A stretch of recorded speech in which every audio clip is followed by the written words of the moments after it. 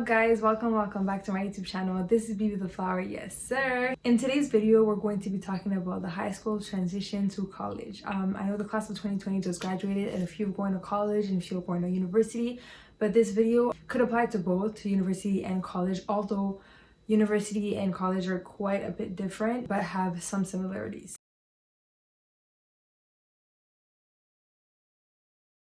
So the first thing that I wrote down right here, because my memory's kind of bad, is that everyone's experience is different. The second thing is that everything is about to change. You need to understand that, okay? The workload, the pace, everything is going to change. Like, college literally slapped me. Like, it felt like a train that just rushed through and knocked me over, and I was like struggling to get back up. What I mean by the workload and the pace, in high school, the same thing that could take you a week to learn, you're gonna learn that in one class, one day in college, and that's going very fast. You're not used to it. So I'm letting you know right now that everything's gonna be fast, so you can at least get ready. You won't know until you go through it, so at least now you know. So now you probably already chose your college, but this could go for people that already that are in the process of choosing their college or university that didn't really choose it yet. This could be for the next class of 2021, 2022, 2023. Doesn't matter. All I'm saying is that choose your college wisely. I feel like in high school, you choose your high school according to your best friend. You don't want to go to a different school, different institution and not know anybody. You want to have at least someone that you know.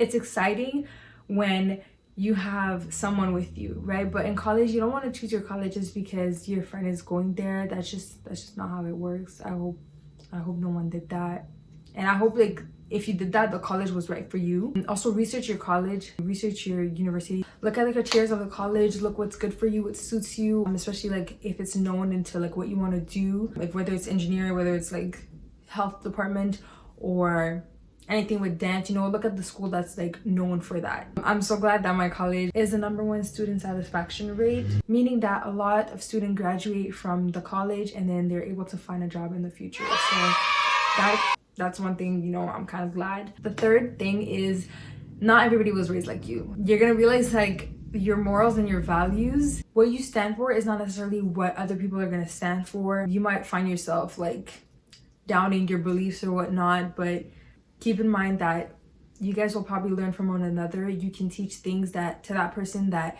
they didn't know, and vice versa, which is a +1.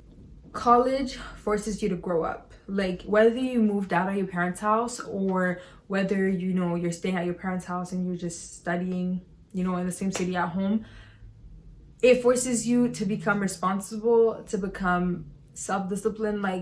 We're not perfect. I'm still learning. I'm still in the process. I'm still lacking in certain areas, but you won't have someone behind your butt telling you what to do back home. When you were younger, back in middle school or high school, your parents were probably telling you it's time to do your homework, you have to do this, you have to do that. Now you're in high school, nobody's running after you. No teachers are running after you, reminding you to do things. Some teachers in college, they're nice, they'll actually remind you whatsoever. They'll send you email, which is a blessing, because I have a horrible memory and I could write it down on my agenda and then forget, but the teacher emails you and oh my god, they bless us with reviews. They do the review for you and you have to. That's just beautiful. And our teachers loved us so much in my program. It's they pitied us or something, but they're always you guys are so tired, or you guys are so this, okay, we'll give you guys this, we'll give you guys another date.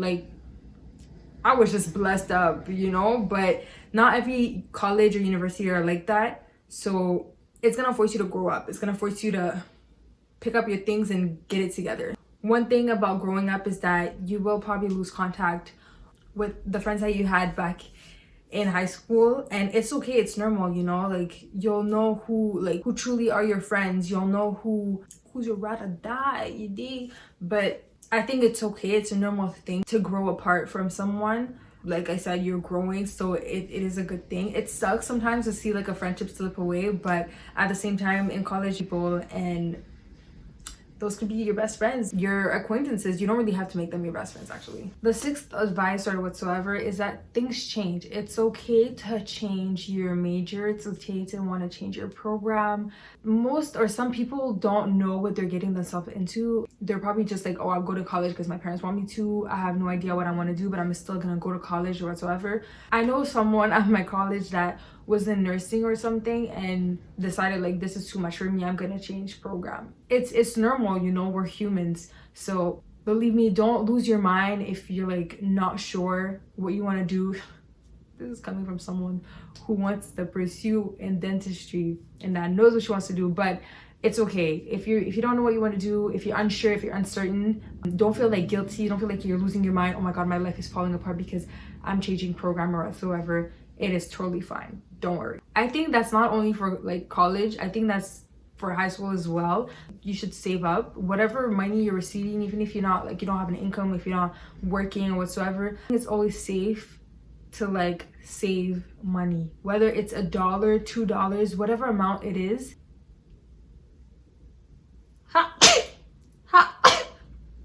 Whatever amount it is, it'll bring you somewhere. Start saving up because you're gonna need it.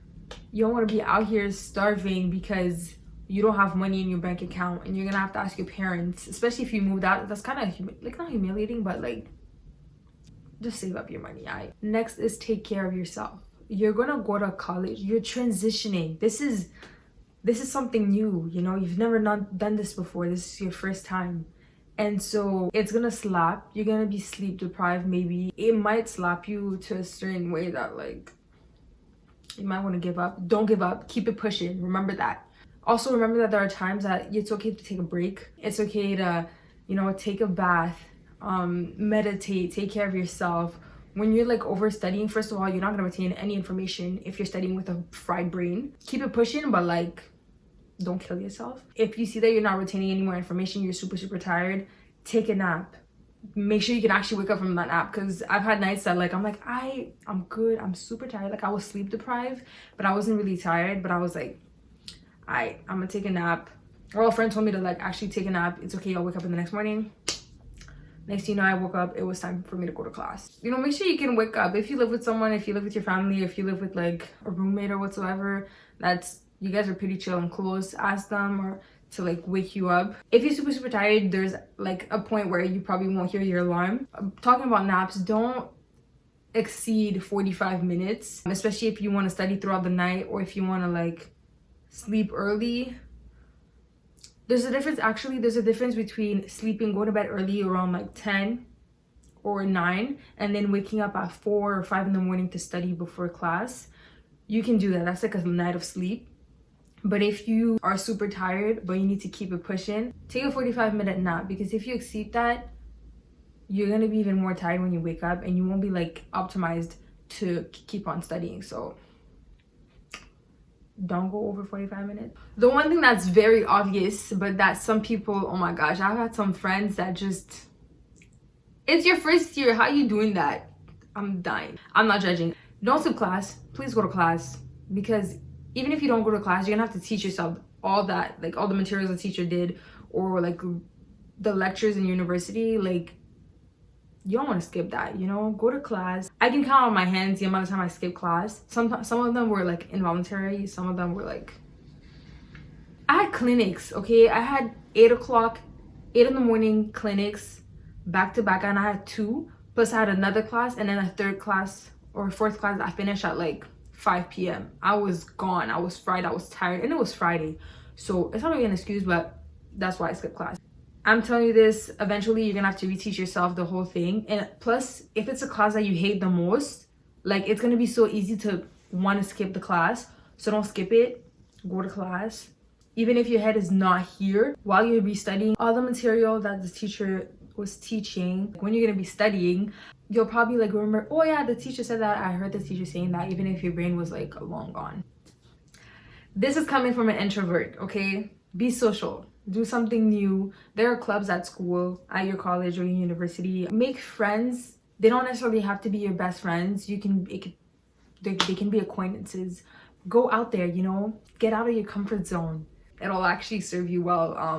I wish I took that advice. I actually suck at making friends. If you have a friend, if you go to university or college with one of your high school friends, yes, this is great. But when that person is going to be sick or not going to the same class, you're going to be making new friends either way. You don't want to be a loner unless you function super, super well. But I think everybody needs a little socialization once in a while.